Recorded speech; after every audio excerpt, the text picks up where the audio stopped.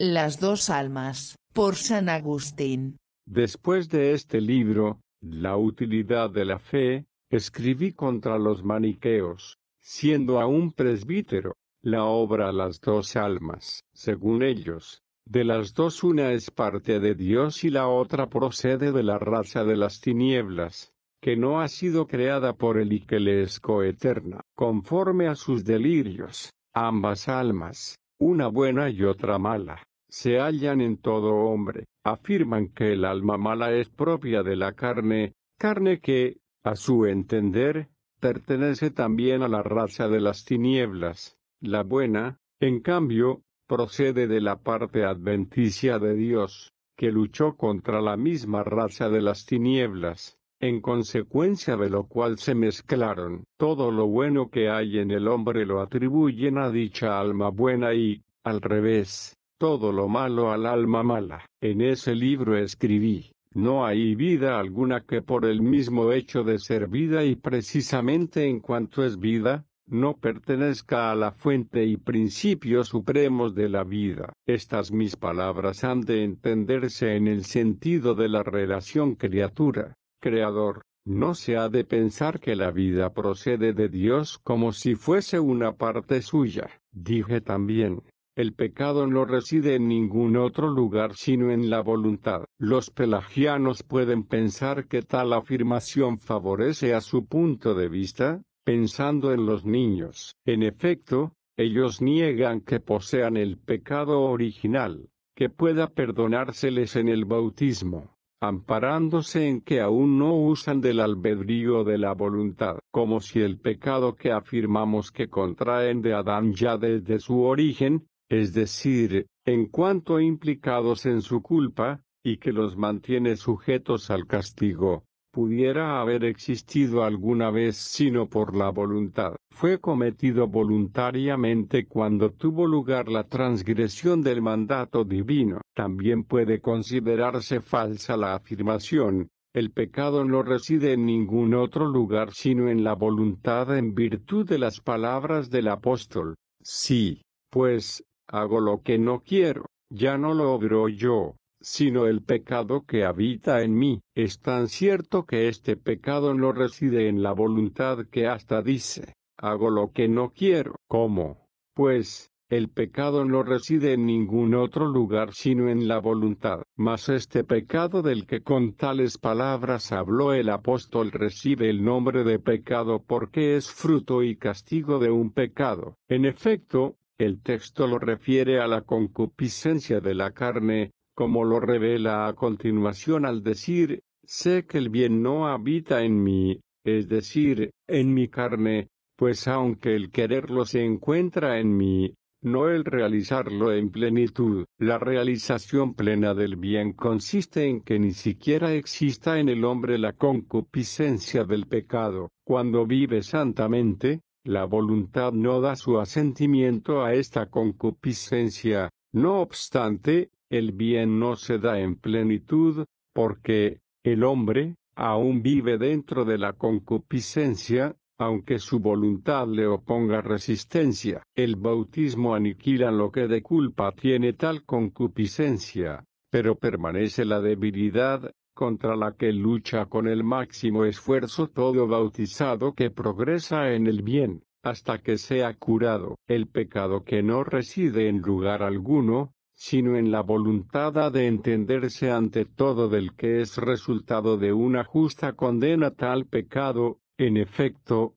entró en el mundo por un solo hombre, aunque incluso el pecado por el que se consiente a la concupiscencia del pecado no se comete sino por la voluntad. Por eso dije también en otro lugar: pues no se peca sino voluntariamente. En otro pasaje definía la voluntad con estas palabras: la voluntad es un movimiento del alma, exento de toda coacción, dirigido a no perder o a conseguir algo. Esta definición mira a distinguir al que quiere del que no quiere, y de esta manera la mirada se traspasa a los primeros que existieron en el paraíso, causantes del mal para el género humano, al pecar sin sufrir coacción de parte de nadie, es decir, al pecar por su libre voluntad, pues obraron con pleno conocimiento contra lo mandado y el tentador les indujo, no les forzó a ello. Se puede decir, pues, sin ser incongruentes, que pecó sin querer quien pecó en la ignorancia, aunque haya hecho queriendo lo que hizo en la ignorancia. En consecuencia, ni en este caso puede haber pecado sin voluntad. Así, la voluntad fue, conforme a nuestra definición, un movimiento del alma, exento de toda coacción, dirigido a no perder o a conseguir algo. A nadie se le ha considerado coaccionado a hacer algo que no hubiese hecho si no hubiese querido. Lo hizo, pues, porque quiso, aunque, no obstante haber obrado voluntariamente, no pecó al no saber que era pecado lo que hacía. Por tanto, ni siquiera tal pecado pudo existir sin voluntad, aunque se trata de la voluntad referida al hecho, no al pecado, hecho que, sin embargo, era pecado, en cuanto que se hizo algo que no debía haberse hecho. En cambio, quien peca a sabiendas, si puede ofrecer resistencia, sin pecar, a quien le fuerza al pecado y no la ofrece, peca en verdad voluntariamente, porque quien puede resistir no se ve forzado a ceder. Por el contrario, cuando alguien no puede resistir voluntariamente a la apetencia que le coacciona y, en consecuencia, obra contra los preceptos de la justicia, nos hallamos ya ante un pecado que es, además, castigo del pecado. En conclusión, es totalmente verdadero que no puede haber pecado sin voluntad. De igual manera definí el pecado con estas palabras: pecado es la voluntad de retener o conseguir algo que la justicia prohíbe y de lo que hay libertad para abstenerse. La definición es verdadera porque se refiere únicamente a lo que es pecado, excluyendo el castigo del pecado. En efecto, cuando el pecado se entiende en sentido doble, en cuanto pecado propiamente y en cuanto pena del pecado, ¿cuál es el poder de la voluntad sometida a la apetencia que la domina?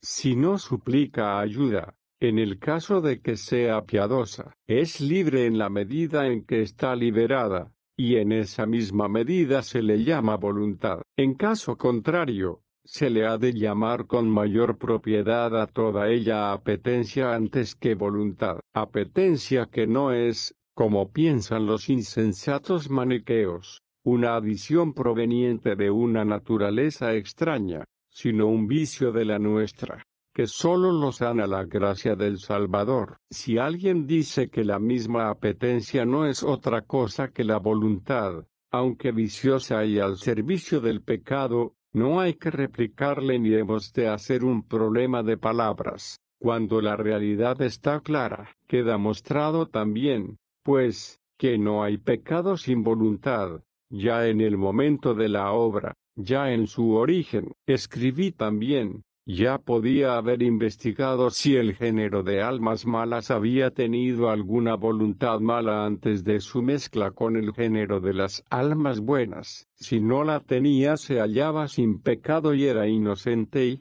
en consecuencia, no era mala. Preguntan los pelagianos: ¿por qué, pues, afirmáis el pecado en los niños, cuya voluntad no consideráis culpable? Les respondemos que ellos no son culpables por efecto de su voluntad, sino en virtud de su origen. Considerado en su origen, ¿qué es todo hombre terreno sino Adán? Y Adán poseía ciertamente voluntad, y al haber pecado mediante esa voluntad, el pecado entró en el mundo. Dije igualmente, las almas en ningún modo pueden ser malas por naturaleza. Si alguien me pregunta cómo entiendo las palabras del apóstol, también nosotros fuimos por naturaleza hijos de la ira como los demás, le respondo que al hablar de naturaleza quise que se entendiera aquella a la que se le da el nombre con propiedad, es decir,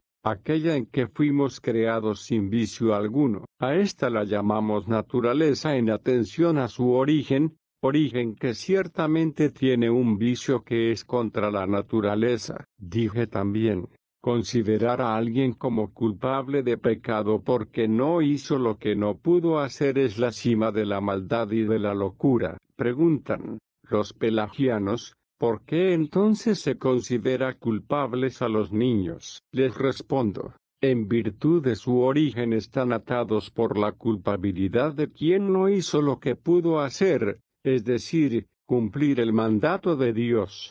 Asimismo escribí, hagan aquellas almas lo que hagan, si lo hacen en virtud de su naturaleza y no por propia voluntad, es decir, si carecen del movimiento del alma tanto para hacerlo como para no hacerlo. Si finalmente no se les concede poder alguno para abstenerse de su obrar, no podemos admitir pecado en ellas. La cuestión, referida a los niños, no plantea problema alguno porque su culpabilidad les viene de proceder de quien pecó voluntariamente, cuando no carecía del libre movimiento del alma, tanto para hacerlo como para no hacerlo, y tenía el sumo poder para abstenerse de obrar el mal. Esto no lo afirman los maniqueos de la raza de las tinieblas que introducen inventándose fábulas, y defienden con ahínco que siempre fue mala, nunca buena. Alguien podría preguntar en qué sentido dije, incluso si hay almas cosa incierta de momento, entregadas a actividades corporales, no por el pecado, sino por naturaleza, y, aunque sean inferiores, nos tocan a nosotros por alguna afinidad interna. No es justo que las consideremos malas por el hecho de que seamos malos nosotros al seguirlas a ellas y amar lo corpóreo, puesto que esto lo dije refiriéndome a aquellos otros de quienes había comenzado a hablar más claramente con estas palabras. Además, incluso si se les concediese que nos sentimos solicitados a acciones deshonestas por un alma de género inferior, no se deduce de ahí que tales almas sean malas por naturaleza o las otras el sumo bien. Al respecto continué la discusión hasta el punto donde dije, incluso si hay almas cosa incierta de momento, entregadas a actividades corporales, no por el pecado, sino por naturaleza, etc. Puede, pues, preguntarse por qué dije, cosa incierta de momento, siendo así que no debía haber dudado en absoluto de que no existen tales almas. Me expresé de tal manera porque he topado con quienes dicen que el diablo y sus ángeles son buenos en su género y que existen en la naturaleza en que Dios los creó, en su propio rango, tales cuales son, pero que para nosotros son un mal si nos dejamos embaucar y seducir por ellos, o algo que nos aporta honor y gloria si, por el contrario, nos guardamos de ellos y los vencemos. Quienes esto afirman creen que son válidos los testimonios de las Escrituras que aducen para probarlo, ya aquel tomado del libro de Job, en que se describe al diablo. Este es el comienzo de la obra que el Señor realizó para diversión de sus ángeles, ya el otro del Salmo 103, este dragón que hiciste para jugar con él. Esta cuestión que hay que afrontar y resolver, pero no contra los maniqueos que no piensan tal cosa, sino contra otros que lo defienden. No la quise examinar y darle solución entonces para no hacer el libro más largo de lo que quería. Veía, en efecto, que aunque se concediera esto, se debía e incluso se podía dejar convictos a los maniqueos que introducen con su demente error una naturaleza del mal coeterna al sumo bien. Así pues, dije, cosa incierta de momento, no porque yo dudase de ello, sino porque esta cuestión no había sido resuelta entre aquellos a los que había encontrado pensando así y yo, cuestión que resolví, conforme a las Escrituras, con cuanta claridad pude, en otros libros míos muy posteriores, que comentaban al Génesis en su sentido literal. En otro lugar escribí, en consecuencia, al amar lo corporal pecamos porque la justicia nos manda a amar lo espiritual y la naturaleza nos capacita para ello. Entonces somos, dentro de nuestro género, buenos y felices en sumo grado. Aquí puede preguntar alguien por qué he dicho que la naturaleza, y no la gracia, nos capacita para ello, pero allí traía entre manos una cuestión sobre la naturaleza contra los maniqueos. Ciertamente la gracia hace que esa naturaleza pueda, por medio de aquel que vino a buscar y a sanar lo que estaba perdido, lo que viciada no puede. También entonces tuve presente esa gracia al orar por quienes eran mis amigos y aún se hallaban sujetos al mortífero error, con estas palabras: Dios grande, Dios todopoderoso, Dios de toda bondad, a quien la fe y la inteligencia reconocen como inmutable e inviolable, unidad trina que venera la Iglesia Católica, yo que he experimentado tu misericordia para conmigo, te ruego suplicante que no permitas se separen de mí, en tu culto, aquellos hombres con los que viví en compañía y perfecto acuerdo desde mi niñez. Así pues, al orar ya admitía en la fe que la gracia de Dios no solo ayuda a los conversos para que avancen y se perfeccionen en el camino hacia Dios, respecto a lo cual aún se puede afirmar que tal gracia se les da en recompensa por su conversión, sino también que es obra de la misma gracia de Dios el que se conviertan. A quien oré por quienes estaban muy lejos de él y oré para que se convirtieran a él. Todas las almas tienen su origen en Dios. Devuelto, por fin, con el auxilio de la misericordia divina, al gremio de la católica, después de haber roto y abandonado los lazos de los maniqueos. Al menos ahora me resulta grato considerar y lamentar mi miseria de entonces. Fueron muchas las cosas que debí haber hecho para evitar que con tanta facilidad y en tan pocos días fuesen arrojadas de mi alma las semillas de la verdadera religión, que saludablemente me habían sido infundidas desde la infancia, y luego extraídas por el error o engaño de unos hombres engañados y engañadores. En efecto, antes que nada debí haber reflexionado cauta y esmeradamente, con un espíritu en actitud de súplica y piedad frente a Dios, sobre aquellos dos géneros de almas, a los que los maniqueos atribuyeron naturalezas distintas y propias,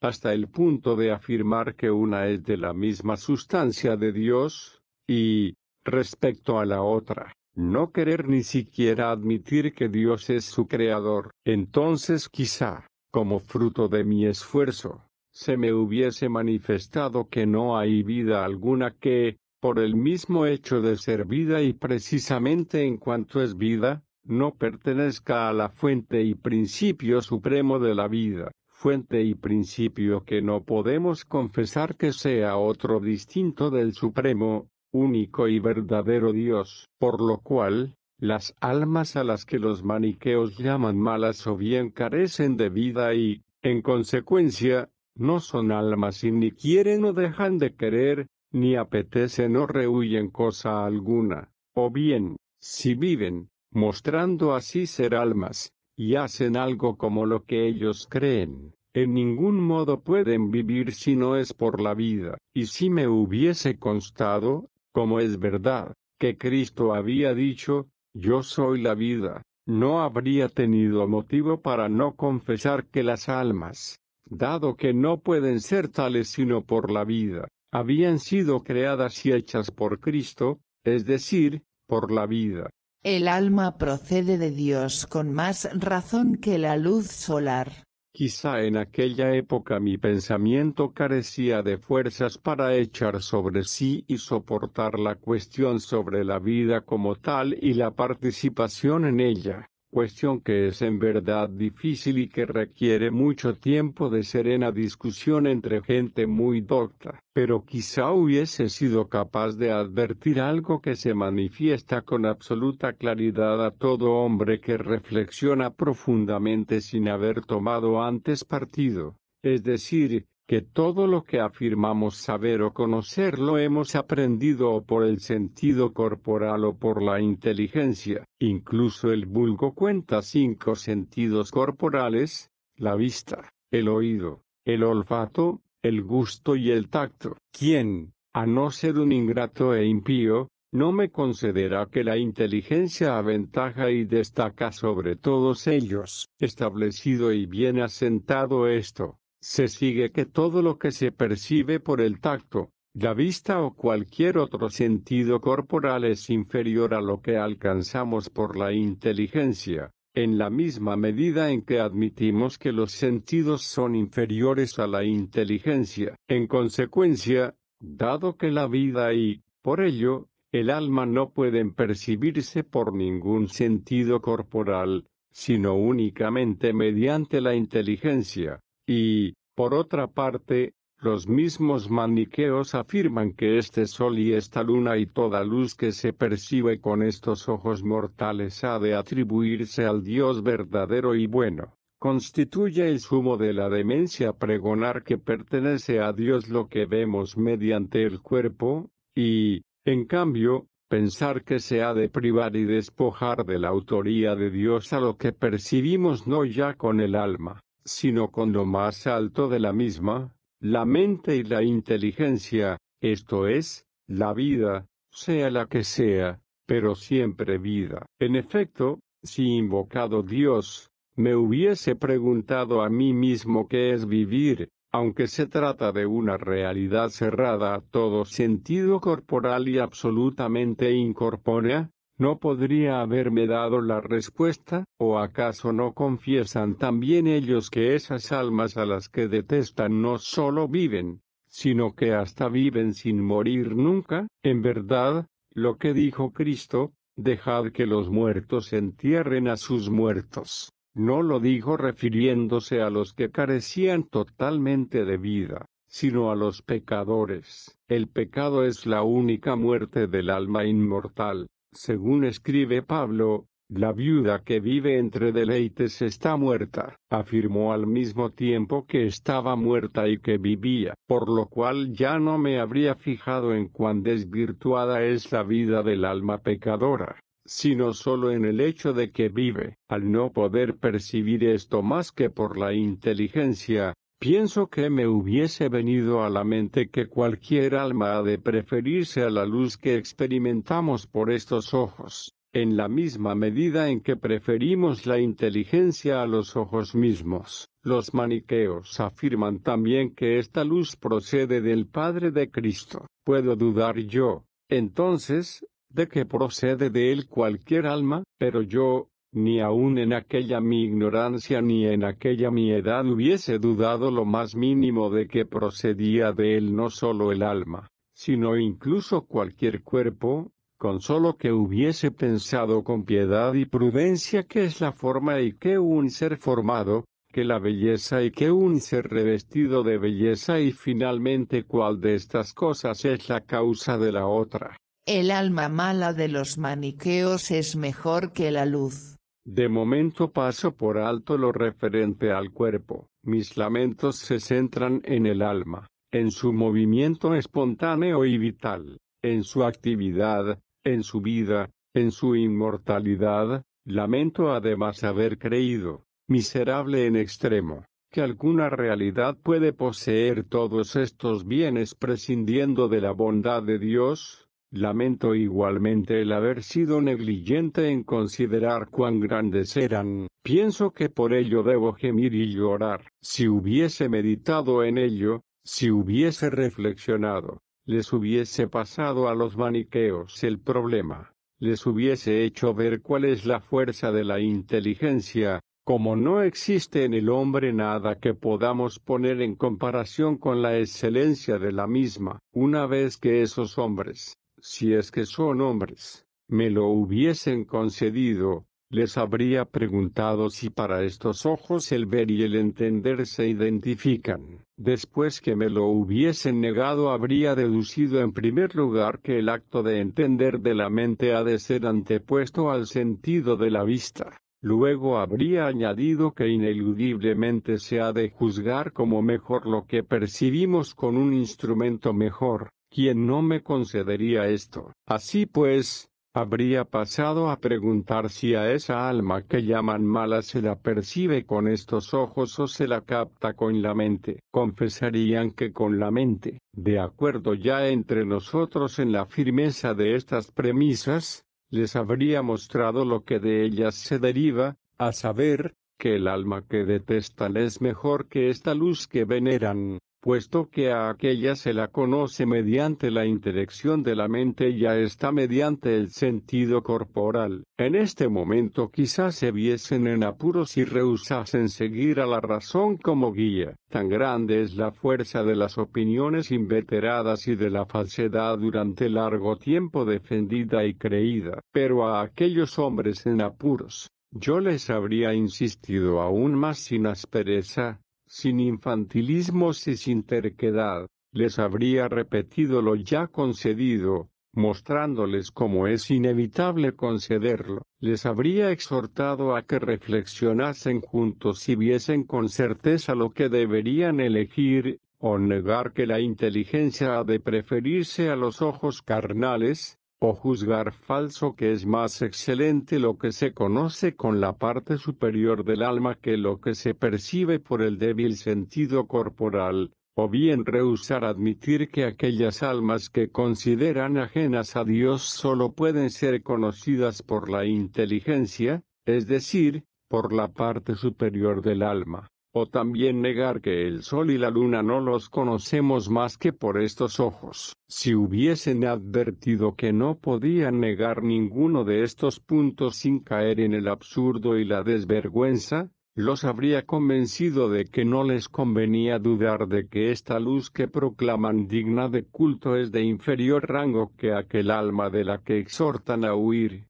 El alma de una mosca, superior a la luz sensible. Y si, llegados aquí, en el máximo de su turbación me hubiesen preguntado si pensaba que también el alma de una mosca es superior a esta luz, les habría respondido que así es. No me habría asustado la consideración de que la mosca es un ser pequeño, antes bien, me habría afirmado en mi posición el hecho de que posee vida. En efecto, se ha de preguntar qué es lo que da vigor a esos miembros tan minúsculos, qué es lo que mueve en su justa proporción sus patas cuando corre, o qué es lo que modera y hace vibrar sus pequeñas alas cuando vuela. Sea lo que sea, para los que reflexionan cómo se debe destaca como algo grande en una cosa pequeña, hasta ser preferido a cualquier fulgor que deslumbra los ojos. Nadie duda, es verdad, que, sea lo que sea, es algo inteligible que por las leyes divinas sobresale por encima de todo lo sensible y, por tanto, también por encima de esta luz. ¿Qué es?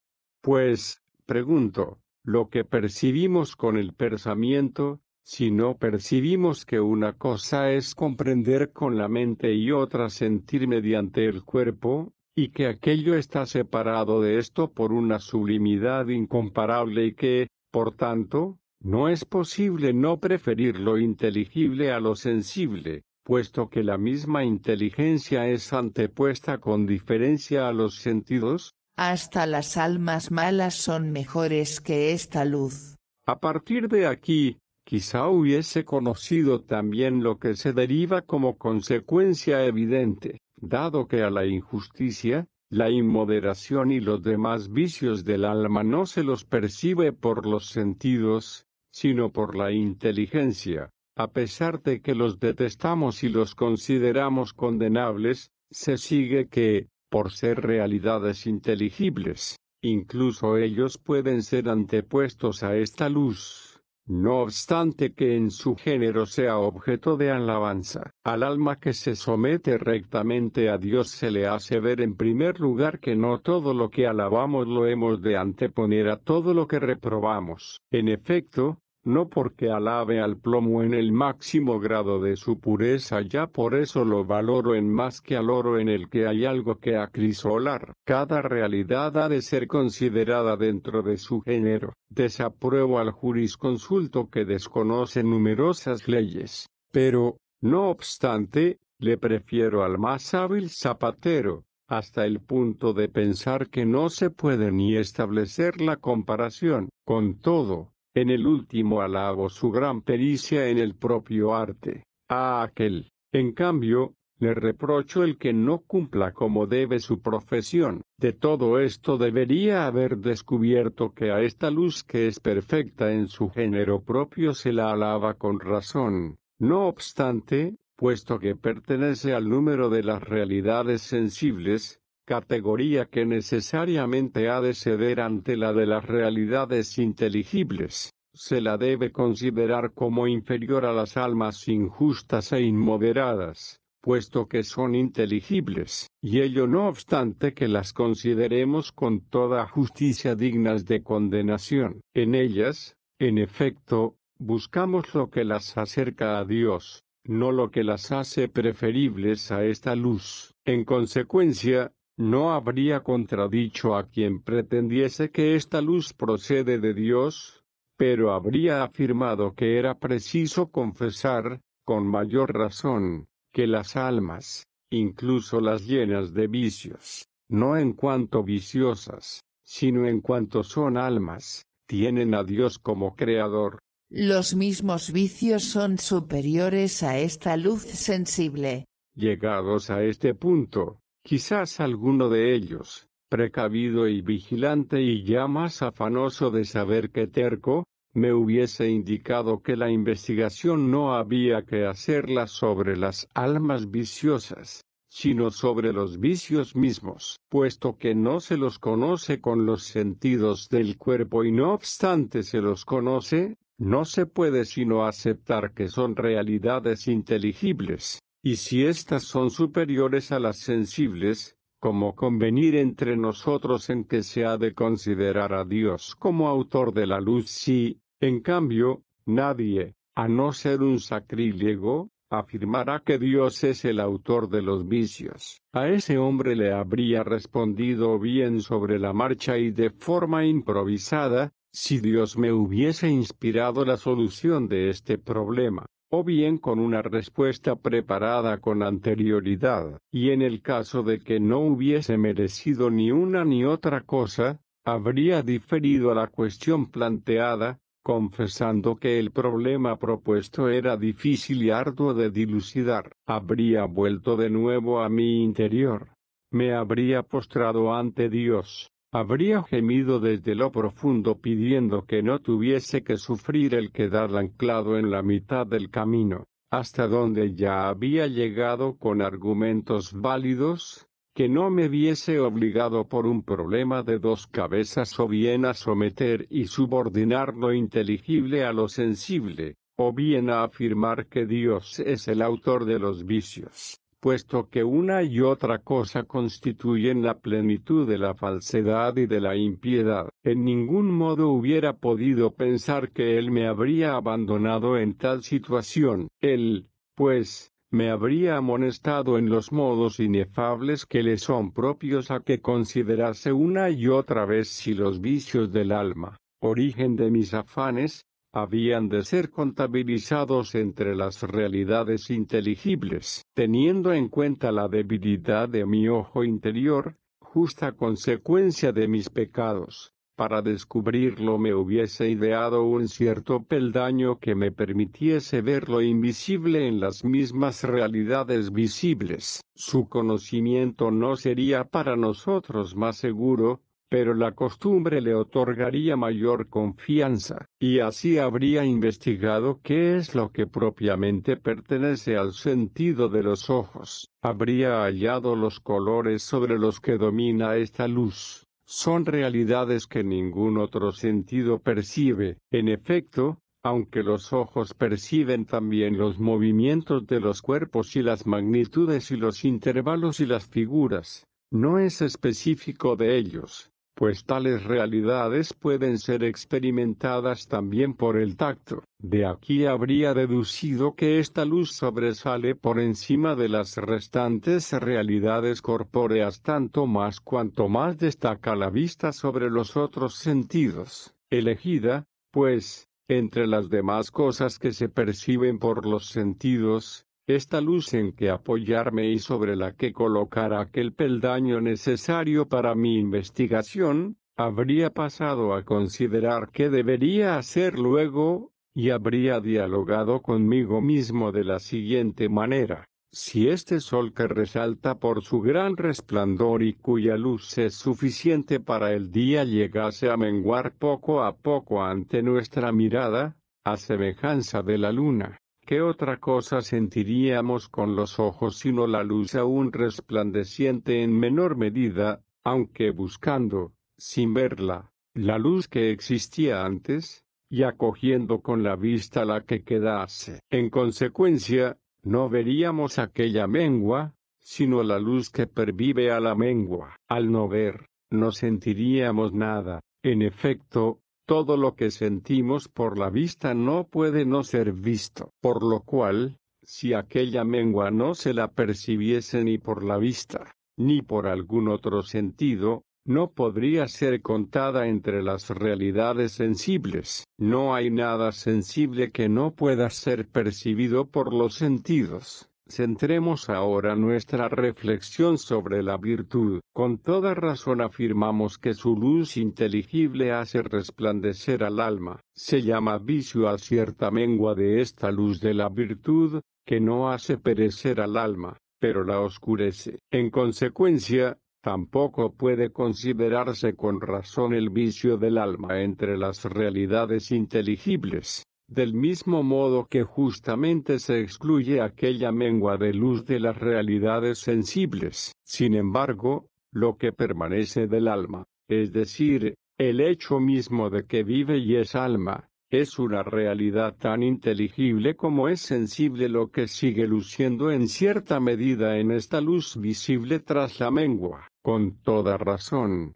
pues, se antepone a cualquier realidad sensible el alma en cuanto es alma y participa de la vida, sin lo que en modo alguno podría ser alma. La consecuencia es que constituye el máximo error afirmar que hay algún alma que no procede de Dios.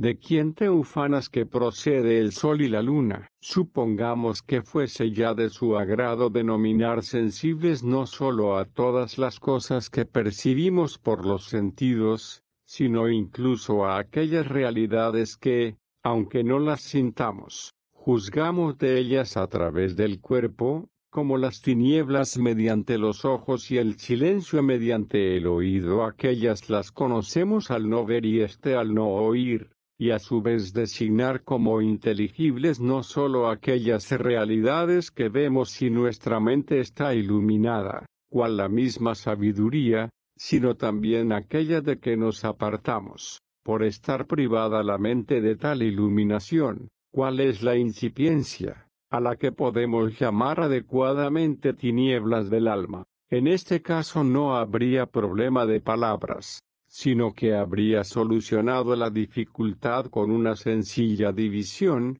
e inmediatamente habría mostrado a los que saben prestar atención que, en virtud de la ley divina e incorrupta de la verdad, se anteponen las sustancias inteligibles a las sensibles, pero no las menguas o deficiencias respectivas, aunque queramos llamarlas en el primer caso inteligibles y en el segundo sensibles. Quienes confesaren, pues, que estas luces sensibles y aquellas almas inteligibles son sustancias, sin otra posibilidad se ven obligados a otorgar y conceder el puesto más destacado a las almas. En cambio, las deficiencias de uno y otro género no pueden ser antepuestas las unas a las otras. No son más que privaciones e indican el no ser, y no tienen más consistencia que las mismas negaciones. En efecto, cuando decimos, no es oro y no es virtud, aunque sea grande la distancia entre el oro y la virtud, no existe ninguna entre las negaciones que le adjuntamos respectivamente. Sin embargo, nadie que esté en sus cabales duda de que es peor la falta de virtud que la falta de oro, y quien no comprende que esto acontece no por las negaciones en sí, sino por las realidades a las que se adjuntan. Cuanto es superior la virtud al oro, tanto es mayor miseria carecer de virtud que carecer de oro, por lo cual, como las realidades inteligibles prevalecen sobre las sensibles, con razón toleramos más difícilmente la deficiencia en las inteligibles que en las sensibles. Valoramos en más o en menos no las deficiencias en sí, sino las cosas en las que se dan, de donde resulta que la deficiencia en la vida que es una realidad inteligible es mucho más miserable que la de esta luz sensible, porque es de mucho más valor la vida que se percibe con la inteligencia que esta luz que vemos con los ojos. Estando así las cosas, ¿osará alguien no conceder que procede de Dios todo género de almas, que en verdad no lo son sino por la vida, que tan por encima se halla de esta luz? Si atribuye a Dios el sol y la luna y todo lo que resplandece en los astros, e incluso en nuestro fuego y esta luz visible y terrena, y si dice verdad quien afirma, en la medida en que brilla procede de Dios, mentiré yo. Entonces, Dios grande, si afirmo, en la medida en que vive, procede de Dios, deseo que la ceguera mental y los tormentos de las almas no lleguen a tales niveles que los hombres no comprendan esto. Con todo, independientemente de cuál sea su error y pertinacia, yo pienso que, equipado y armado con tales razones, una vez que les hubiese presentado la realidad así considerada y examinada, y hubiese discutido pacíficamente con ellos, habría temido que ninguno de ellos me mereciese algún interés, si intentase anteponer o al menos comparar ya la inteligencia ya a aquellas realidades que se perciben por la inteligencia, aunque no en su mengua, a lo corpóreo o a las realidades que pertenecen igualmente al sentido por lo que al conocimiento respecta. Establecido esto, ¿cuándo él o cualquier otro se habría atrevido a negarme que las almas, todo lo malas que se quiera, precisamente por ser almas están incluidas en el número de las realidades inteligibles y que no se les comprende a través de su mengua, porque las almas no serían tales sino por el hecho de vivir, aunque se comprendiese que eran viciosas por alguna deficiencia, se advertiría que lo son por carencia de virtud, pero no por deficiencia en su ser alma, puesto que es por la vida por lo que son almas, y no puede darse que la presencia de la vida sea la causa de la deficiencia, dado que la deficiencia de algo está en proporción con la medida en que le abandona la vida. Como el pecador procede y no procede de Dios. Así pues, cuando hubiese resultado manifiesto que ninguna alma puede ser separada del Creador del que no se separa esta luz, cualquier cosa que me hubiesen propuesto ya no la habría aceptado, antes bien, les habría exhortado a que prefiriesen seguir conmigo a aquellos que afirman que cuanto es, por el hecho de ser y en la medida en que es, procede del único Dios. Habrían citado contra mí aquellas palabras del Evangelio: vosotros no oís precisamente porque no sois de Dios. Vosotros tenéis por padre al diablo. También yo habría citado en contra de ellos estas otras: todas las cosas fueron hechas por él y sin él no se hizo nada. Y aquel otro texto del apóstol: único es Dios, de quien procede todo, y único el Señor Jesucristo, por quien fue hecho todo, e igualmente estas otras palabras del mismo apóstol: de quien, por quien y en quien existen todas las cosas, a él la gloria. Y habría exhortado a esos hombres, si los hubiese hallado siendo hombres, a no presumir de haber encontrado algo, sino más bien a buscar conmigo maestros que nos mostrasen cómo van de acuerdo y en concordia entre sí estos textos que a nosotros nos parecen en oposición mutua, puesto que dentro de una misma e idéntica autoridad de las Escrituras se afirma en un texto: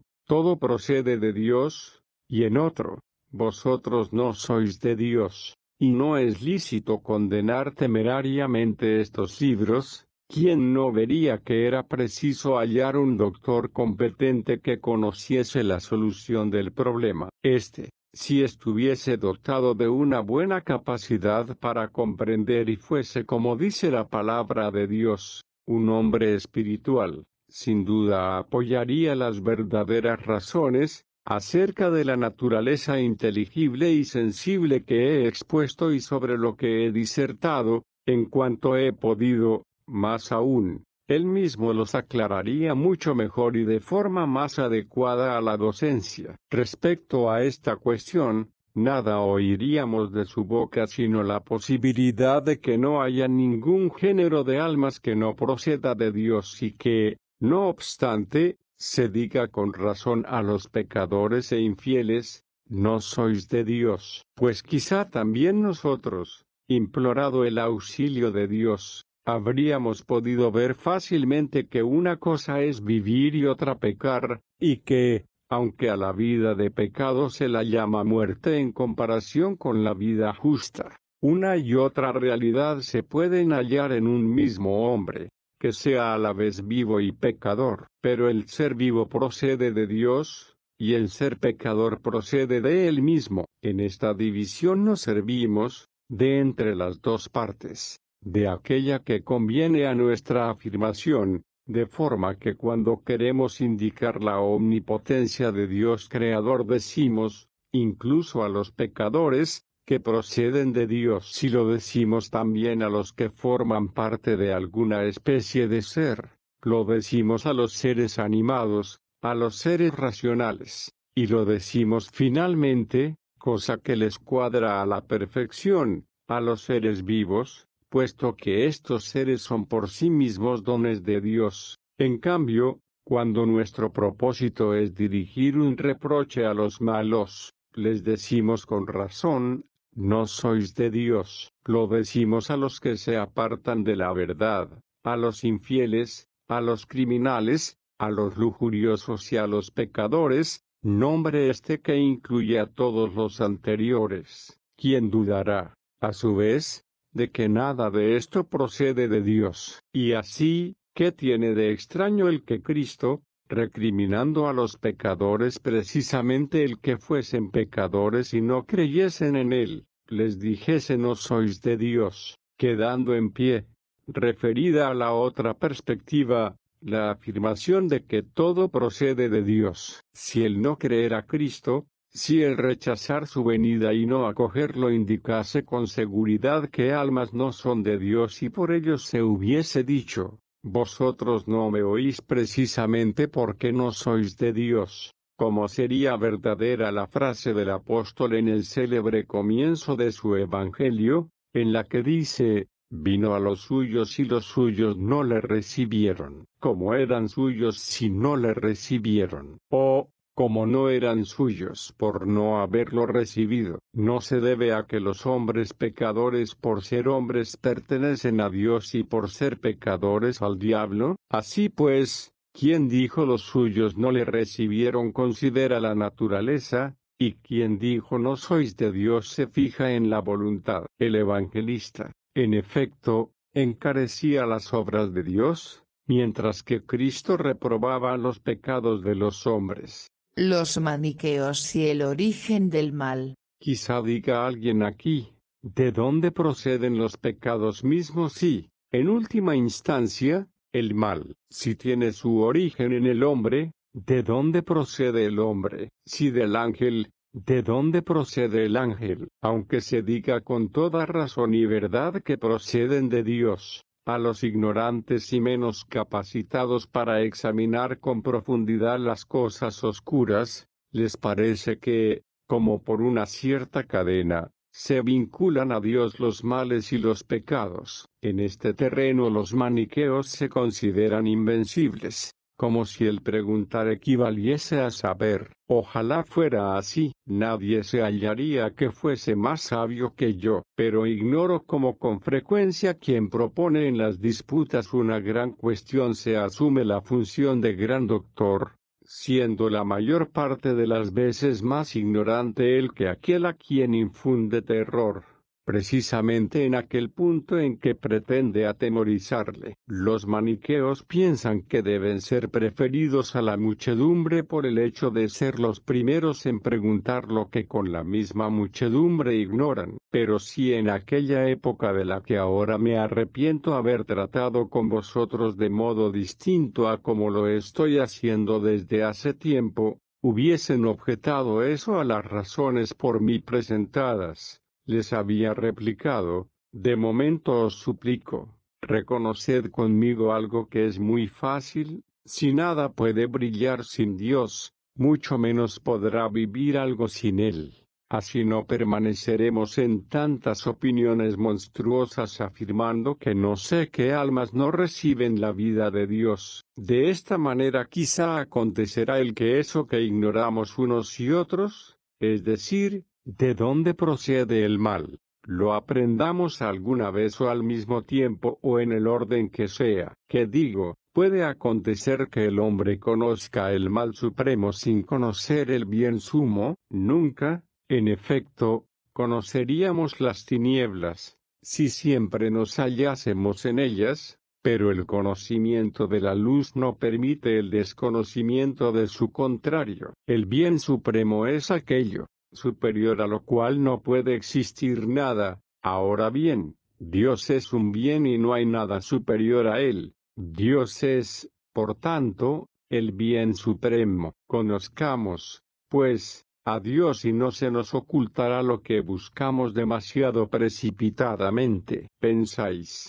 en fin, que el conocimiento de Dios es asunto que requiere poco tiempo y de poco valor? ¿Qué otro premio se nos promete a no ser la vida eterna, que consiste en el conocimiento de Dios? Lo dice el Maestro bueno: esta es la vida eterna, que te conozcan a ti, el único Dios verdadero, y a Jesucristo a quien enviaste. Aunque el alma es en verdad inmortal, sin embargo, se designa como su muerte la aversión del conocimiento de Dios, a la vez que cuando se convierte a Dios merece alcanzar la vida eterna, siendo el mismo conocimiento esa vida eterna, como ya se dijo. Pero nadie podrá convertirse a Dios si antes no tiene lugar la aversión de este mundo. Personalmente yo lo experimento como tarea ardua y muy difícil. Si para vosotros es fácil, es cosa que queda en manos de Dios. Yo quisiera creerlo, pero me retiene el que, aunque este mundo del que se nos manda apartarnos es visible, y ya ha dicho el apóstol, lo que se ve es temporal, mientras que lo que no se ve es eterno. Vosotros dais más valor al juicio de estos ojos que al de la mente. Vosotros, para quienes no hay pluma que brille que no reciba su brillo de Dios, a la vez que pregonáis creéis que hay otras almas vivas que no reciben su vida de Dios. Estas y otras cosas semejantes les habría dicho, o las habría pensado en mi interior, suplicando a Dios con todas mis entrañas, como suele decirse, y aplicando mi vista a las Escrituras. En cuanto me hubiese estado permitido, incluso entonces habría podido quizá decir tales cosas o, lo que era suficiente para mi salvación, pensarlas. Datos autobiográficos. Dos cosas que cautivan fácilmente a aquella edad carente de prudencia fueron sobre todo las que hicieron que me perdiese por extraños rodeos. Una de ellas era la amistad que me arrastraba no sé cómo bajo cierta apariencia de bondad, cual lazo sinuoso que daba varias vueltas en torno a mi cuello. La otra consistía en el hecho de que casi siempre alcanzaba una dañina victoria en mis disputas con cristianos ignorantes, pero que se esforzaban por defender su fe con empeño, en la medida de sus posibilidades. Con tan repetidos éxitos el entusiasmo juvenil se acrecentaba y, falto de prudencia, dirigía sus ímpetus hacia el gran mal de la obstinación. Como me había dedicado a tal género de disputas tras haberme hecho oyente maniqueo, les atribuía con sumo agrado a ellos todo lo que al respecto había aprendido ya por mi ingenio, fuese el que fuese, ya por otras lecturas. De esta manera sus discursos renovaban día a día mi ardor por el combate, y el éxito en los combates renovaba a su vez mi amor hacia ellos, de donde resultaba que, de manera un tanto extraña, aprobaba como verdadero cuanto ellos dijesen, no porque supiese que era cierto, sino porque deseaba que lo fuese. Así aconteció que, aunque paso a paso y con cautela, con todo seguí por largo tiempo a unos hombres que prefieren una paja limpia a un alma viviente. No hay pecado sin voluntad. Admitido, en aquella época yo no podía discernir ni distinguir lo sensible de lo inteligible, es decir, lo carnal de lo espiritual. No era propio ni de mi edad, ni de mi formación, ni de ciertas costumbres, ni se debía a merecimiento alguno, pues ello implica no pequeño gozo y felicidad. Pero, ¿no habría podido yo captar al menos aquello que la misma naturaleza ha puesto en la razón de todos los hombres? En virtud de las leyes del sumo Dios, quisiera saber lo que me responderían los hombres a quienes les preguntase si les parecía que había pecado alguien con cuya mano otro hubiese escrito, mientras él dormía, algo vergonzoso, hombres cualesquiera, con tal que ninguna locura los haya privado del sentido común al género humano, sean los que sean los estudios,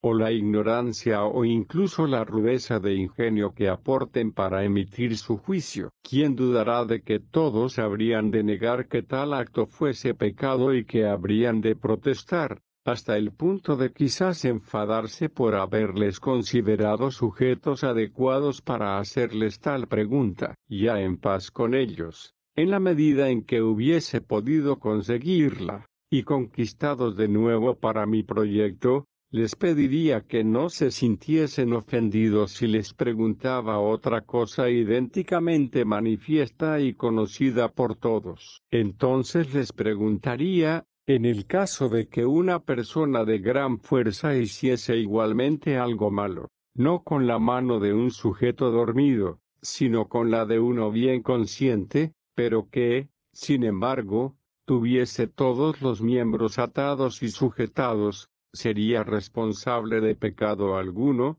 por el hecho de que lo advertía, aunque sin quererlo en absoluto. Y aquí, extrañados todos de que preguntase tales cosas, sin dudar me responderían que tampoco éste habría pecado en absoluto, porque no puede ser condenado justamente, en el caso de que lo ignorase o no pudiese oponer resistencia, aquel de quien otro se sirvió para hacer algún mal. Y si en aquellos hombres mismos interrogase a la naturaleza humana por qué eso es así, llegaría fácilmente a lo deseado preguntando de esta manera, si aquel sujeto dormido supiera ya lo que el otro iba a hacer con su mano e intencionadamente se fuese a dormir habiendo bebido más de la cuenta para no despertar, a fin de poder engañar a otro con un juramento, ¿acaso puede presentarse el sueño como defensa de su inocencia? ¿Qué sentencia pronunciarían aquellos hombres sino la que le declaraba culpable? Y si el segundo sujeto se dejó atar libremente para engañar de igual manera a otro poniendo por delante tal defensa,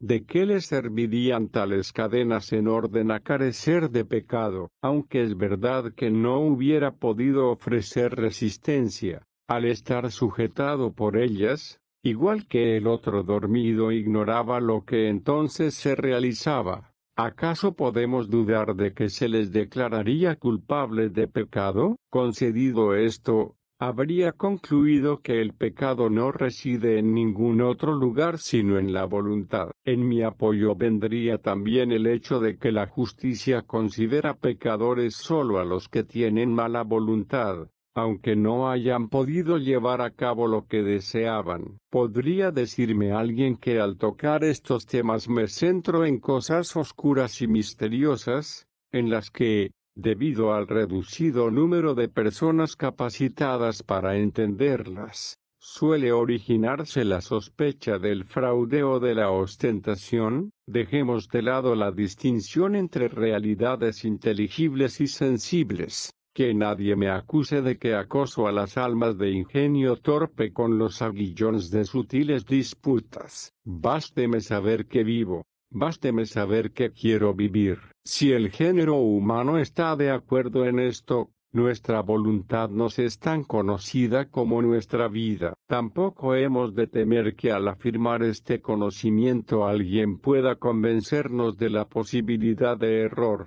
En efecto, nadie puede ser engañado al respecto a no ser que o no viva o no quiera nada. No creo haber traído a la discusión algo oscuro, temo más bien que alguien piense que merezco reproche, puesto que todas estas cosas son claras en extremo. Pero consideremos a dónde nos conducen. Así, pues, no se peca si no es voluntariamente. Ahora bien, nuestra voluntad nos es personalmente conocida. Pues yo no sabría qué quiero si ignorase lo que es la voluntad en sí. Se la define de esta manera: la voluntad es un movimiento del alma, exento de toda coacción, dirigido a no perder o a conseguir algo. Porque no hubiera podido definirla así, entonces, ¿era, acaso, difícil ver que lo coaccionado es contrario a lo voluntario, de igual manera que afirmamos que la izquierda es contraria a la derecha, mas no como lo negro lo es a lo blanco? En verdad la misma cosa no puede ser a la vez blanca y negra. En cambio, una persona puesta en medio de otras dos, respecto a una está a la izquierda y respecto a la otra a la derecha. Un único hombre está al mismo tiempo a un lado y a otro, aunque no con referencia a otro único hombre al mismo tiempo. De idéntica manera, una misma alma no puede hallarse al mismo tiempo en situación de coaccionada y voluntaria,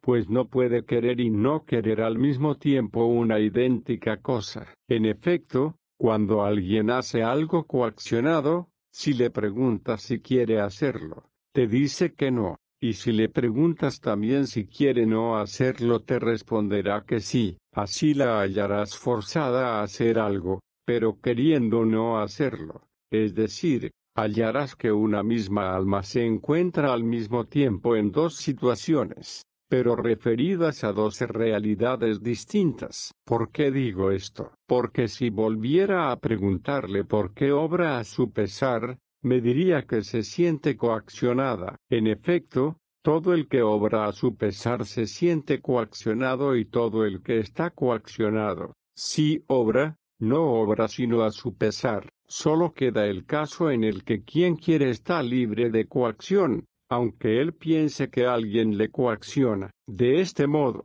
todo el que obra voluntariamente carece de coacción, y todo el que carece de coacción o bien obra voluntariamente o bien no obra. Esto lo proclama la misma naturaleza humana en todos los hombres, a los que no es absurdo interrogar, desde el niño hasta el anciano, desde la escuela elemental hasta la cátedra del sabio. ¿Por qué no habría podido ver yo entonces que en la definición de la voluntad había que poner exento de toda coacción, que ahora, como con una experiencia mayor, he puesto con toda prudencia? Pero si esto es manifiesto en todas partes y evidente a todos, no en virtud de la ciencia, sino de la misma naturaleza, ¿qué queda que parezca oscuro? A no ser que a alguno tal vez se le oculte que, cuando queremos algo y que a eso se dirige nuestra alma, y que o lo tenemos o no lo tenemos, y en el caso de tenerlo quisiéramos retenerlo y en el caso de no tenerlo desearíamos adquirirlo. Por lo tanto, todo el que quiere o bien no perder algo o bien conseguir algo. Si todo esto es más claro que la luz, como lo es en verdad, y el conocerlo no solo se me ha concedido a mí, sino a todo el género humano por liberalidad de la misma verdad, ¿por qué no habría podido decir también en aquel tiempo? La voluntad es un movimiento del alma, exento de toda coacción, dirigido a no perder o a conseguir algo. Definición del pecado. Me preguntará alguien, ¿De qué te sirve eso contra los maniqueos? No tengas prisa, permíteme definir antes el pecado, respecto al cual toda mente le he escrito por Dios en sí misma que no puede existir sin voluntad. Luego el pecado es la voluntad de retener o conseguir algo que la justicia prohíbe y de lo que hay libertad para abstenerse. Aunque si no hay libertad tampoco hay voluntad. He preferido que la definición peque por más que por menos. También en este asunto tenía que haber escrutado los libros oscuros para aprender en ellos que no es merecedor de reproche o tormento quien o bien quiere lo que la justicia no prohíbe querer o bien no hace lo que no puede hacer. No cantan esto los pastores en los montes, los poetas en los teatros, los ignorantes en los corrillos, los sabios en las bibliotecas, los maestros en las escuelas, los obispos en los lugares sagrados y el género humano en el orbe de la tierra, y si nadie es merecedor de reproche o de condena o bien porque no obra contra lo prohibido por la justicia o porque no hace lo que no puede, y, en cambio, todo pecado merece el reproche y la condena. ¿Quién dudará de que existe el pecado cuando lo que se quiere contraría a la justicia y hay libertad para no quererlo? Por tanto, no solo ahora, sino también entonces podría yo haber afirmado que aquella definición, además de verdadera, es muy fácil de entender. Pecado es la voluntad de retener o conseguir algo que la justicia prohíbe y de lo que hay libertad para abstenerse. Conclusiones de la definición de pecado. Pasemos ahora a ver qué provecho se me hubiese permitido sacar de lo dicho. Ante todo, el no haber deseado nada más, pues habría desaparecido la cuestión. En efecto, todo el que fijando su mirada en los secretos de su conciencia y en las leyes divinas grabadas en lo profundo de su naturaleza y en el interior del alma, donde se manifiestan más claras y más seguras, admite que son verdaderas las dos definiciones, la de la voluntad y la del pecado, condena sin la menor duda, con argumentos irrefutables, aunque muy pocos y sencillos, toda la herejía maniquea. La reflexión puede tomar este camino. Los maniqueos afirman que hay dos géneros de almas, uno bueno que procede de Dios, no porque lo haya hecho de alguna otra materia o de la nada, sino porque es una parte de la mismísima sustancia de Dios. El otro, en cambio, es malo, pues creen y recomiendan creer que no pertenece a Dios por absolutamente ningún título. En consecuencia,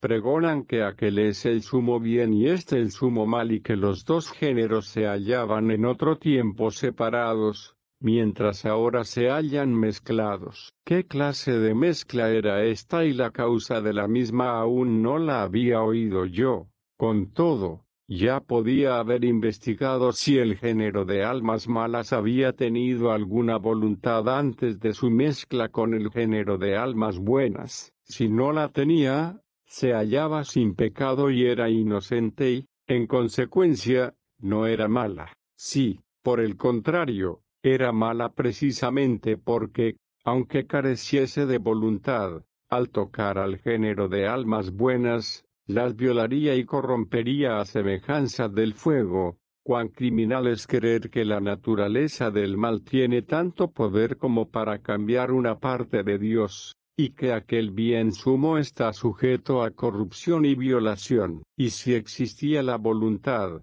existía ciertamente un movimiento del alma, sin coacción alguna, dirigido a no perder o a conseguir algo. Este algo era un bien o se le consideraba como tal, pues de lo contrario no podía ser apetecido. Pero antes de la mezcla que pregonan, nunca hubo bien alguno en el sumo mal, de donde le provino, pues, el saber o el creer que era un bien, o no querían nada de lo que existía en él y apetecían aquel bien verdadero que estaba fuera de él, mas esta voluntad por la que se apetece el sumo y verdadero bien es algo excelente y ha de pregonarse como digna de la máxima alabanza. ¿De dónde proviene, pues, al sumo mal un movimiento del alma merecedor de tanta alabanza? ¿O acaso lo apetecían con la intención de dañar? En primer lugar se traslada el argumento: quien quiere dañar desea privar de algún bien a otro en atención a algún bien propio.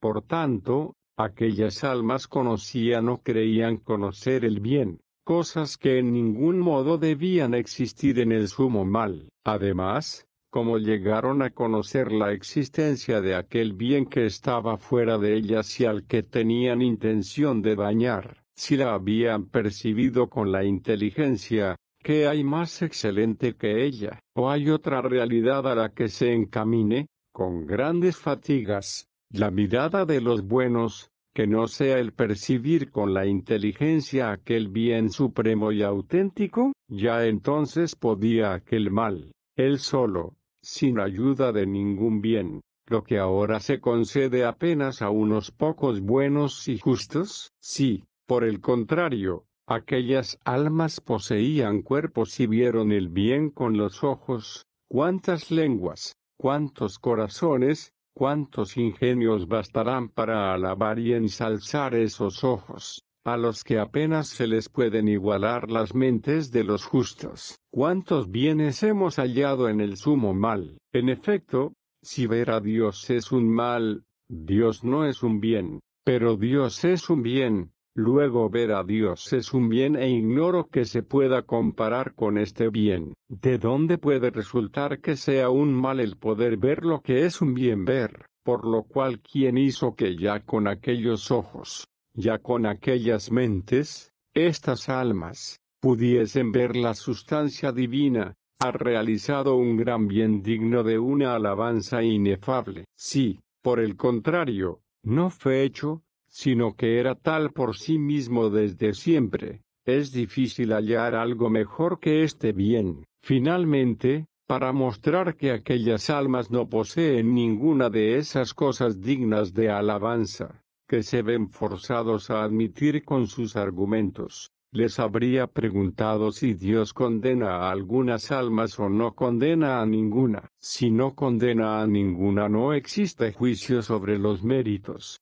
ni providencia, y el mundo es gobernado por el azar más que por la razón, o mejor, no es gobernado por nada, pues no hay que atribuir gobierno alguno al azar. Si creer esto es un crimen para todos los que se hayan vinculados a alguna religión, no queda sino admitir que o bien hay condenación para algunas almas o no existe el pecado en absoluto. Pero si no hay pecado, tampoco hay mal alguno, y si los maniqueos lo afirman dan muerte de un solo golpe a su herejía. Ellos están de acuerdo conmigo en que algunas almas son condenadas por la ley y juicio divinos. Mas si estas almas son buenas, ¿qué justicia es esa? Si son malas, lo son por naturaleza o por su voluntad, pero las almas en ningún modo pueden ser malas por naturaleza. ¿Cómo lo probamos? Mediante las definiciones que hemos dado antes de la voluntad y del pecado. En efecto,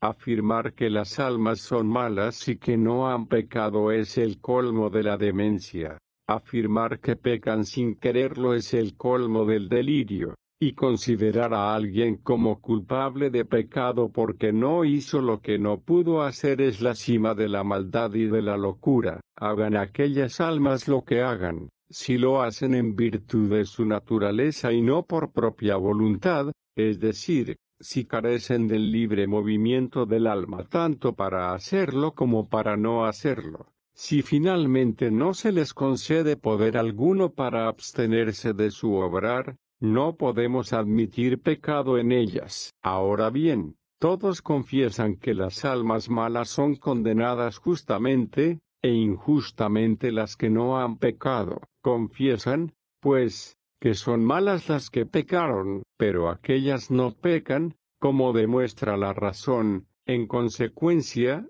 ese no sé qué género de almas malas que introducen los maniqueos no existe. Veamos ahora el otro género de almas, el de las buenas, cuya alabanza llega hasta la afirmación de que se identifica con la misma sustancia divina. cuánto mejor sería que cada uno conociese el propio rango y mérito y no se dejase llevar por el viento de la soberbia sacrílega, de forma que, a pesar de experimentar tantas veces sus propios cambios, cree que es la sustancia de aquel sumo bien que la razón, guiada por la verdad, confiesa y enseña que es inmutable. Es evidente que las almas no pecan por el hecho de no ser como no pueden ser, razón por la que ya consta que aquellas almas ficticias en ningún modo pecan y, por tanto, no existen. Como admiten que existe el pecado y no hallan a quien atribuirlo,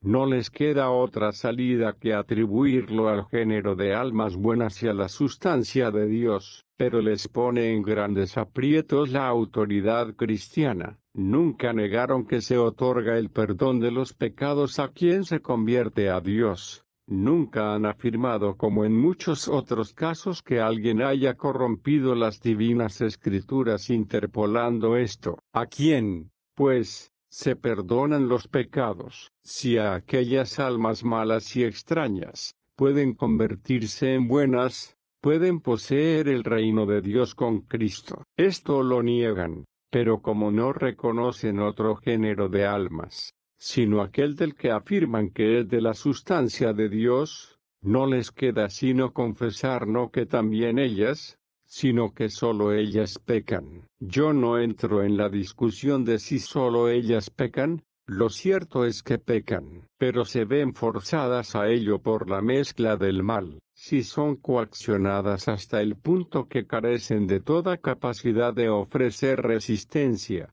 no pecan. Si tienen capacidad de resistir y consienten con su propia voluntad, ¿por qué no vernos obligados a admitir desde su doctrina tantos bienes en el sumo mal y este mal en el sumo bien? Sino porque ni es un mal aquello que introducen al amparo de solo una sospecha, ni el sumo bien lo que desnaturalizan con su superstición.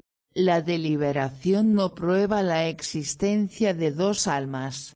Si yo hubiese enseñado o, al menos, hubiese aprendido que los maniqueos deliraban a propósito de estos dos géneros de almas, ¿qué les podía quedar que los hiciese merecedores de ser escuchados o consultados respecto a cuestión alguna? ¿Acaso para oír de ellos que se prueba la existencia de dos géneros de almas por el hecho de que cuando deliberamos el asentimiento oscila ahora hacia una parte y luego hacia otra? ¿Por qué no reconocer que ello es más bien una señal de la existencia de una sola alma que, en virtud de aquella libre voluntad, puede ser llevada y traída de un lado para otro? En efecto, cuando me acontece personalmente, experimento que es mi único yo el que considera ambas posibilidades y elige una de ellas. Pero la mayor parte de las veces, una cosa es agradable, la otra conveniente y, puestos en medio de las dos, fluctuamos. Y no tiene nada de extraño, pues nuestra constitución presente es tal que lo placentero nos solicita por medio de la carne y lo honesto mediante el espíritu. ¿Por qué no me veo obligado a reconocer por ello las dos almas? Es mucho mejor y más fácil el comprender que hay dos géneros de cosas buenas, ninguna de las cuales es ajena a la obra creadora de Dios, un alma única solicitada por sus dos partes diversas, la inferior y la superior, con expresión también recta, la exterior y la interior. Son las dos clases de realidades de que antes he tratado bajo el nombre de sensibles e inteligibles, a las que denominamos de mejor grado y más habitualmente carnales y espirituales. Pero se nos ha hecho difícil abstenernos de las realidades carnales, no obstante que nuestro pan verdadero es espiritual. Con fatiga comemos ahora nuestro pan, pues no sin sufrimiento nos hemos convertido de inmortales en mortales por el pecado de la transgresión. Por eso acontece que, cuando en nuestro esfuerzo por superarnos, la costumbre contraída en la carne y nuestros pecados comienzan en cierto modo a hacer la guerra contra nosotros y a ponernos en aprietos, algunos necios, movidos por una burda superstición, se imaginan otro género de almas que no procede de Dios. Además, incluso si se les concediese que nos sentimos solicitados a acciones deshonestas por un alma de un género inferior, no se deduce de ahí que tales almas sean malas por naturaleza o las otras el sumo bien. Pudiera darse que aquellas, apeteciendo por su propia voluntad lo que no les era lícito, es decir, pecando, se hubieran convertido de buenas en malas, pudiendo volverse de nuevo buenas, pero que, como acontece mientras permanecen en el pecado, arrastran hacia sí a las otras por cierta persuasión oculta. Luego puede darse que no sean en absoluto malas, sino que, dentro de su género, aunque sea inferior, realizan sin pecado alguno la obra que les es propia, mientras que las que son superiores a las que la justicia suprema, moderadora de todo, otorga una actividad mucho más elevada.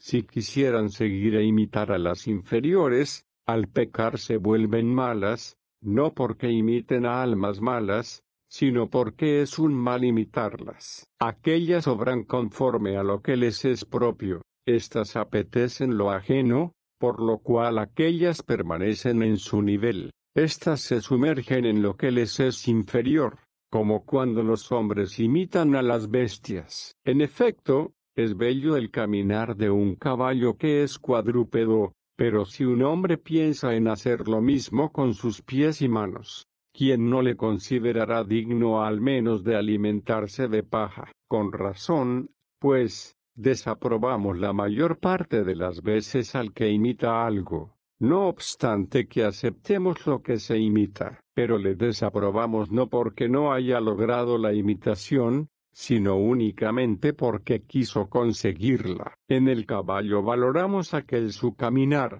pero cuanto más le anteponemos el hombre, tanto más nos sorprende el que éste imite a lo que le es inferior. Centrémonos en los hombres mismos. Un alguacil cumple bien su misión de pregonero, pero no sería propio de un demente el que hiciera eso mismo el juez, aunque fuese con voz más clara y mejor. Fíjate en los astros, se alaba el resplandor de la luna, se alaba su curso y producen no poco agrado sus fases a quienes las contemplan como se debe. Con todo, si el sol quisiera imitarlas, supongamos que pueden tener voluntad. ¿A quién no le desagradaría al máximo y con razón? Igual a estas cosas es lo que quiero que se entienda. Incluso si hay almas cosa incierta de momento, entregadas a actividades corporales no por pecado, sino por naturaleza y, aunque sean inferiores, nos tocan a nosotros por alguna afinidad interna.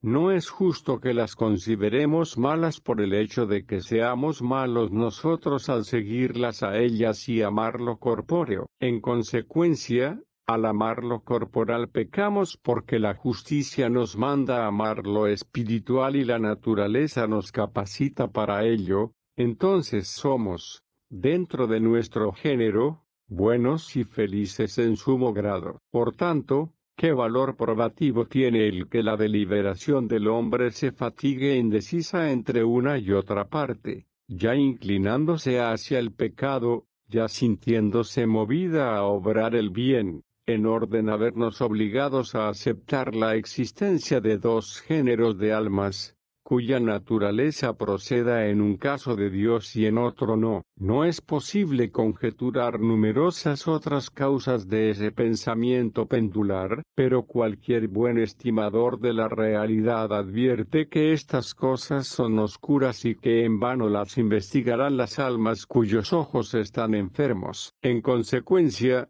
reconsideremos más bien lo dicho sobre la voluntad y el pecado, lo que repito. La suprema justicia no permite ignorar a nadie que tenga uso de razón, lo que, si se nos priva de ello, no hay en qué apoyar el inicio del camino de la virtud ni la evasión de la muerte de los vicios. Todo ello, reconsiderado una y otra vez, muestra de forma suficientemente clara e inteligible que la herejía maniquea es falsa. La utilidad del arrepentimiento muestra que las almas no son malas por naturaleza. Semejante a lo anterior es lo que voy a decir acerca del arrepentimiento. A todos los hombres cuerdos les consta que es provechoso arrepentirse de los pecados. Los mismos maniqueos no solo lo admiten, sino que hasta lo mandan. ¿Qué necesidad tengo de explicar al respecto los testimonios de las Escrituras divinas, difundidas por doquier? Es también la voz de la naturaleza. El conocimiento de esta realidad no se escapa a ningún hombre, aunque sea necio, y nosotros pereceríamos si no lo tuviésemos grabado en lo más profundo de nuestro ser. Puede haber alguien que diga que él no peca, pero nadie, ni siquiera un bárbaro, se atreverá a decir que, si ha pecado, no debe arrepentirse. Estando así las cosas, pregunto a qué género de almas corresponde el arrepentirse del pecado. Sé con toda certeza que no puede corresponder ni a aquel que no puede hacer mal, ni al otro que no puede hacer el bien. Por lo tanto, sirviéndome de su terminología, si el alma de las tinieblas se arrepiente del pecado, no procede de la sustancia del sumo mal. Si es el alma de la luz la que se arrepiente, no procede de la sustancia del sumo bien. Aquel sentimiento de dolor atestigua que quien se arrepiente obró mal y que pudo haber obrado el bien. ¿Cómo? Pues dirá una, no hay en mí ningún mal, si he obrado mal. Oh, cómo es justo mi arrepentimiento, si no he obrado mal alguno. Escucha ahora lo que diría la otra. Como no hay en mí ningún bien si existe en mí la buena voluntad, o como mi arrepentimiento es tal, si no hay en mí buena voluntad. Los maniqueos, pues, o bien han de negar el gran provecho del arrepentimiento, eliminándolo no solo del nombre cristiano, sino también de toda razón humana, incluso la que raya en la imaginación, o han de desistir en su aceptación y enseñanza de que existen esos dos géneros de almas, uno de los cuales carece de todo mal y el otro de todo bien. Pero, si lo hacen, con toda certeza dejan de ser maniqueos, pues la secta entera se fundamenta en la variedad de almas, más que doble, conducente al abismo. Personalmente me basta con saber que los maniqueos se equivocan con la misma certeza que sé que hay que arrepentirse del pecado. No obstante, si los derechos de la amistad me impulsasen ahora a preguntar a uno de mis amigos que aún pensase que merecen ser escuchados, ¿sabes que es provechoso el que uno se arrepienta de sus pecados?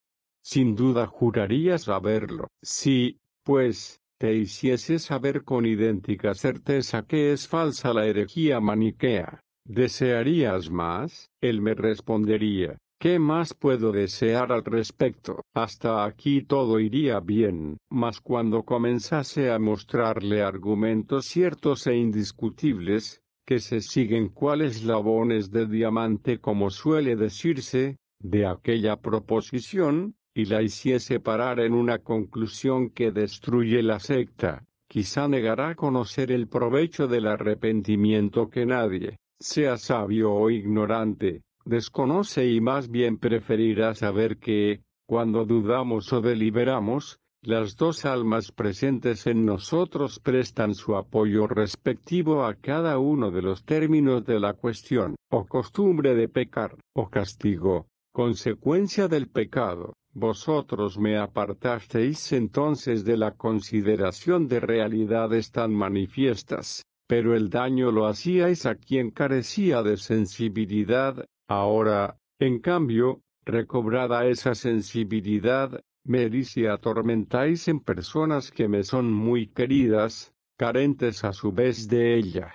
Oración por sus amigos, antiguos compañeros en el error. Os ruego, amadísimos, que prestéis atención a estas cosas. Conozco bien vuestro ingenio. Si sois capaces de concederme la inteligencia y la razón que tiene cualquier hombre, os digo que son cosas mucho más ciertas que las que en la secta creíamos aprender o más bien se nos obligaba a creer. Dios grande, Dios todopoderoso, Dios de toda bondad, a quien la fe y la inteligencia reconocen como inmutable e inviolable, unidad trina que venera la Iglesia Católica, yo que he experimentado tu misericordia para conmigo, te ruego suplicante que no permitas se separen de mí en tu culto aquellos hombres con los que viví en compañía y perfecto acuerdo desde mi niñez. Me doy cuenta que, llegado a este momento,